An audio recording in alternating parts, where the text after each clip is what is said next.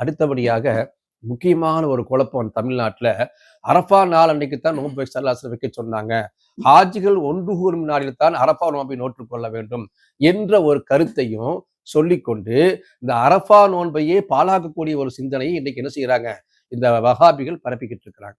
என்ன அப்படி பரப்புறாங்கன்னு சொன்னா, ஹாஜிகள் தங்கும் நாள் எப்போ? ஒரு நாள் முன்னும் பின்னாக வரும். உதாரணத்துக்கு இப்ப துல்ஹஜ்ஜி பிறை நமக்கு இங்க 9ல நம்ம இங்க வந்து வெள்ளிக்கிழமை வந்திருக்குதுன்னா, சப்போஸ் அவங்க வியாழக்கிழமையே ஒரு நாள் முந்தி பிறப்புறுத்துனா வியாழக்கிழமை அவங்க தங்குவாங்க. அப்போ இந்த வஹாபிசத்துல சில குரூப்புகள் என்ன செய்யறாங்க, சவுதி பிறையை அடிப்படையாக வைத்துக்கொண்டு உலகத்தில் பெருநாளை கொண்டாடுகின்ற வஹாபிகள்ல ஒரு குரூப் இருக்கிறாங்க. அந்த குரூப் என்ன செய்யறாங்கன்னா, சவுதியில வந்து அரஃபால தங்கறனால வெள்ளிக்கிழமை வியாழக்கிழமை வருது. அப்ப வியாழக்கிழமை தான் அரஃபா நோன்பு. இப்படின்னு மக்கள்கிட்ட என்ன செய்யறாங்க, ஹதீஸை வச்சு குழப்புறாங்க. உண்மை அதுவல்ல. அது அரஃபா நாள் என்பது துல்ஹஜ்ஜி பிறை 9ஆம் நாளைத்தான் குறிக்குமே தவிர, ஹாஜிகள் தங்கறத மட்டும் பிரதானமாக காட்ட முடியாது. அது ஒரு காரணமாக காட்டப்பட்டிருக்குது. அப்படி ஹாஜிகள் தங்கறனால தான் உலகத்தை எல்லாரும் நோன்பு வைக்கணும்னு சொன்னா, உலகத்தில் பகுதி பேர்களுக்கு, எத்தனையோ பேர்களுக்கு அந்த அரஃபா நாள் கிடைக்காமயே போயிடும். ஏன்? அரஃபா நாள் ஹாஜிகள் தங்கும் நாள்ல பல நாடுகள்ல இரவாக மட்டுமே இருக்கும். அங்க பகலே வராது. அப்ப அவங்க வாழ்க்கை முழுக்க அரஃபா நோன்பு வைக்க முடியாம போயிடும். ஆகவே அப்படி அல்ல.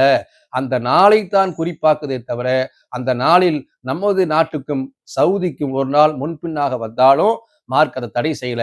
நமக்கு பிறை பிறப்பதை கணக்காக வைத்துத்தான் துல்ஹஜ்ஜி பிறை 9ஐ முடிவு செய்யணுமே தவிர, ஹாஜிகள் தங்கும் நாள் அப்படிங்கிறது அது சிறப்பை காட்டுவதற்காக சொல்லப்பட்டிருக்குது. ஆகவே துல்ஹஜ்ஜி பிறையுடைய 9 சுழற்சியாக உலகத்தில் எல்லா நாட்களும் மாறி வரும். ஒரு நாள் முன்னும் ஒரு நாள் அதற்கு அடுத்த நாளும் வருவதற்கு உலகத்தில் பரவலாக நாட்கள் ஒரே நாளில் ஒரே நேரத்தில் பூமி முழுக்க சூரியன் உதிப்பதில்லை என்பதை உலகம் அறிந்த பேருண்மை. ஆகவே நாம் புரிந்து கொள்ளணும். இதுலயும் மக்களை குழப்புவதற்கு நிறைய பேருக்கு இந்த ஹதீஸ அரஃபால ஹாஜிக தங்குற நாள் என்று காரணத்தை காட்டுறாங்க.